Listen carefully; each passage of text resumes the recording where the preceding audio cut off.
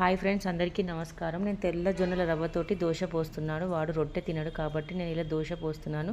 ఈ రవ్వ ఎలా పట్టించామంటే తెల్ల జొన్నలు తీసుకొచ్చి 4-5 అవర్స్ నానబెట్టి వాటిని ఎండిన తర్వాత తడిపోయి ఎండిన తర్వాత రవ్వలాగా పట్టించాము. వాడు ఎక్కువ రొట్టెల కన్నా దోశలు తింటాడు కాబట్టి ఇలా ఈజీగా అవుతుందని మేము ఇలా రవ్వ పట్టించి దోశ పోస్తున్నాను. ఇలా రవ్వను తీసుకొని క్లీన్ చేసుకోవాలి. దాన్ని వాటర్ పోసి దాని పైన ఉన్న పొట్టు పోతుంది.